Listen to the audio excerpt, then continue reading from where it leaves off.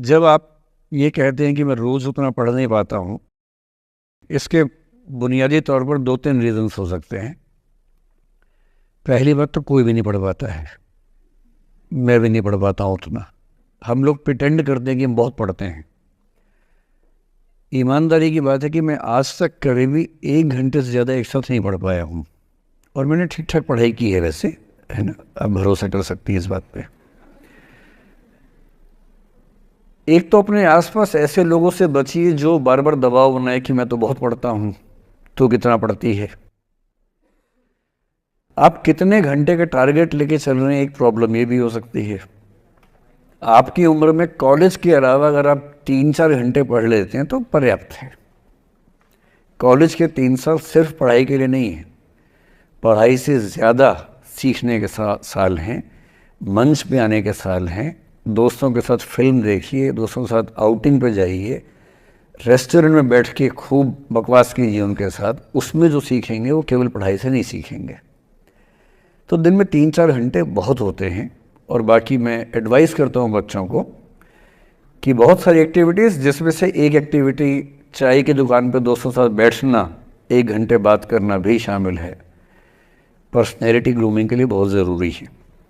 फिर आप लोगों की उम्र में इमोशंस थोड़े उठापटक होती रहती है। अगर आप महीने के 30 दिन में से 6-7 दिन बीच में नहीं पढ़ पाते डिस्टर्बेंस से, तो इसका मतलब है कि आप दिमागी तौर पर एकदम ठीक हैं। चिंता उनकी है कि जो रोज पढ़ रहे हैं। इसका मतलब वो अपनी उम्र में जी नहीं रहे, वो किसी और उम्र में जी रहे हैं। तो ठीक है, कभी कभी डिस्टर्बेंस आएगी, उसको एंजॉय कीजिए। डिस्टर्बेंस बस सुंदर प्यारी होनी चाहिए, इतना ध्यान रखिए, है ना। जिसकी वजह से नींद उड़ी हुई है वो अच्छा होना चाहिए, बाकी तो ठीक है। नमस्कार सर। नमस्कार सर, मेरा नाम रश्मि श्रीवास्तव है और मैं यहाँ हिंदी ऑनर्स 2य वर्ष की छात्रा हूँ। सर, सबसे पहले तो मैं आपको बहुत बहुत धन्यवाद देना चाहूँगी सर। आपसे मिलकर बहुत अच्छा लग रहा है मुझे और ये मेरे लिए बहुत बड़ी सौभाग्य की बात है। सर, मेरा प्रश्न है आपसे कि सर, मेरे साथ ऐसा हुआ कि मैं बचपन से बहुत अच्छी स्टूडेंट रही, और सर मेरी ज़िंदगी में ऐसा एक वक्त आया जब मुझे 2 बार असफलता का सामना करना पड़ा, और सर तीसरी बार मैं सफल हुई, परंतु सर आज भी वो डर मेरे मन से नहीं जा रहा है। अभी भी मैं उसको फेस नहीं कर पा रही हूँ कि मैं कैसे फेल हो गई। और सर कभी ऐसा होता है कि मैं सो रही हूँ और रात में मुझे वो डर लगता है कि आगे मैं नहीं कर पाऊँगी। मुझे ऐसा लगता है कि आगे अगर मैं कुछ अच्छा करना चाह रही हूँ तो मुझे उस असफलता का डर रहता है कि जो मैंने फेस किया है, और सर मैं उससे उभर नहीं पा रही हूँ। मतलब मेरे ख्याल से ये असफलता आपसे ज़्यादा आपके माहौल की, आपके पेरेंट्स, आपके टीचर्स की है कि उन्होंने आपको, मतलब कुछ बच्चे अपने आप से इतनी उम्मीद पाल लेते हैं कि फेलियर झेल नहीं पाते। आप वैसे बच्चों में हैं। जो आपने कहा ना कि मैं शुरू से बहुत अच्छी स्टूडेंट रही हूँ, ये दुर्भाग्य की बात है, ये अच्छी बात नहीं है। मैं नहीं चाहता कि बच्चे अच्छे स्टूडेंट बने। अच्छे स्टूडेंट का मतलब जो बहुत पढ़ाकू किस्म के होते हैं, सीधे स्कूल से घर, घर से स्कूल, घर में घुसते ही होमवर्क करना शुरू किया, वैसे बच्चे ज़िंदगी में बड़े परेशान रहते हैं। बच्चों को होना चाहिए छटा हुआ टाइप का, शरारती, बदमाश, मतलब काम भी करें स्कूल का, लेकिन बेसिकली आपको स्मार्ट होना है, कॉन्फिडेंट होना है।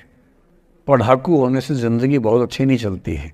ज़िंदगी के लिए ना व्यक्तित्व चाहिए। हुआ क्या आपके साथ, आपको बता दिया गया कि अच्छा बच्चा वो है जो पढ़ता है, होमवर्क करता है, आपने वो सब किया।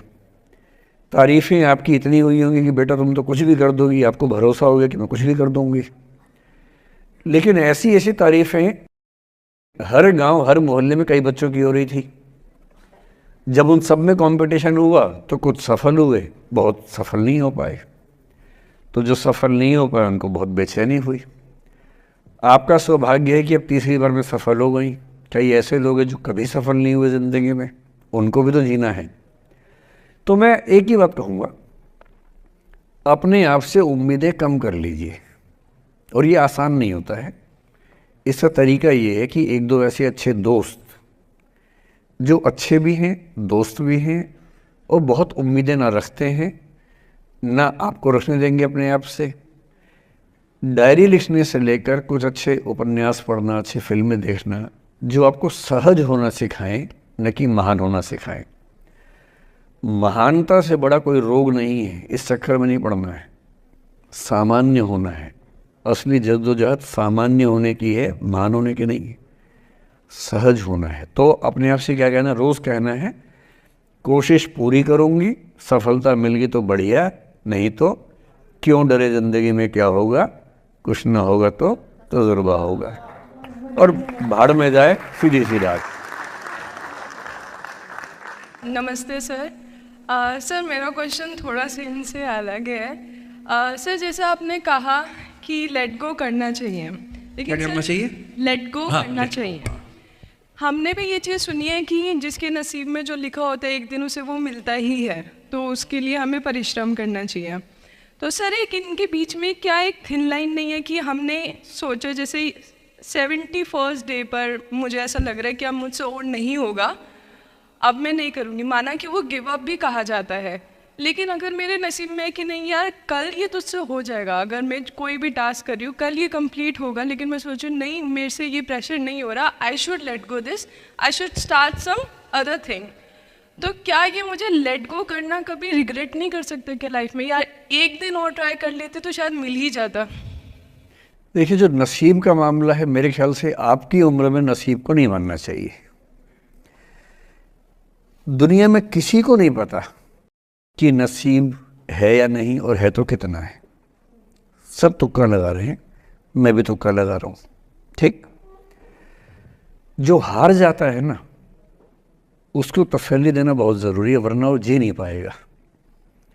और पराजित व्यक्ति को तसल्ली देने के लिए सबसे अच्छा शब्द है नसीब, भाग्य, नियति, बहुत ज़रूरी है। और इसलिए एक उम्र के बाद गीता का सार पढ़ना बहुत ज़रूरी है। समझना पड़ता है कि सब कुछ हमारे हाथ में नहीं होता है, सच में नहीं होता है, पर इसका मतलब ये भी नहीं है कि सब कुछ किसी और के हाथ में होता है। अगर ऐसा होता तो बिना मेहनत करने वाले आईएएस बन जाते या कुछ भी बन जाते। ये हो सकता है कि आईएएस बनने के एग्ज़ाम में 10 ने मेहनत की, उनमें से 8 का हुआ, 2 का नहीं हुआ, पर ये नहीं हो सकता कि एक आदमी ने मेहनत नहीं की तो उसका आईएएस हो गया। बिना मेहनत के तो नसीब भी नहीं मिलने वाला है। इसलिए ये मान लीजिए कि कुछ ना कुछ चीज़ें हमारे कंट्रोल में नहीं हैं, लेकिन जितना कंट्रोल में है उस पर पूरी ताकत लगाएंगे, पूरा डिसिप्लिन रखेंगे, तो हम अपनी किस्मत सबसे अच्छी लिख पाएंगे। सबसे अच्छी मतलब बाकियों से नहीं, मेरी जितनी अच्छी हो सकती है उतनी अच्छी लिख पाएंगे। और इसलिए अगर आपको लगे कि मैं नहीं कर पाऊंगी कोई काम, तो उसको गिव अप ही कहते हैं। लेट गो का मतलब तब होता है जब आप मन भर चुका है, अब उसकी ज़रूरत महसूस नहीं हो रही। जैसे आईएएस बनने की कोशिश कर रहे हैं, नहीं बन पाए, तैयारी छोड़ दी, गिव अप है। बन गए, नौकरी की, मज़ा नहीं आया, छोड़ दिया, ये लेट गो है। लेट गो करने के लिए पहले हासिल करना पड़ता है, या हासिल होने से पहले उस मनोभूमि पर पहुंचना पड़ता है जहां हासिल होने का सुख आपने महसूस कर लिया और उसमें मज़ा नहीं आया, ठीक ही है, औसत है, तब छोड़ दिया। इसलिए आपकी उम्र को शोभा नहीं देता कि हम नसीब की बात करें, ये शोभा देता है मेरी उम्र को। तो 30-40 के बाद नसीब, भाग्य, नियति चलेगा। फिलहाल कर्म पे भरोसा कीजिए, मेहनत, डिसिप्लिन, और मोटिवेशन से ज़्यादा महत्वपूर्ण है डिसिप्लिन, ध्यान रखिएगा। मोटिवेशन का ग्राफ ऐसा होता है, फिर ऐसे नीचे आता है धीरे धीरे। डिसिप्लिन ऐसे रहता है, और डिसिप्लिन वाला व्यक्ति हमेशा मोटिवेशन वाले व्यक्ति से ज़्यादा सफल होगा, ये मान के चलिए। सबसे अच्छा क्या है? Motivation with discipline. तो कोशिश कीजिए कि नसीब पे ना छोड़िए, अपने भरोसे कीजिए। All the best.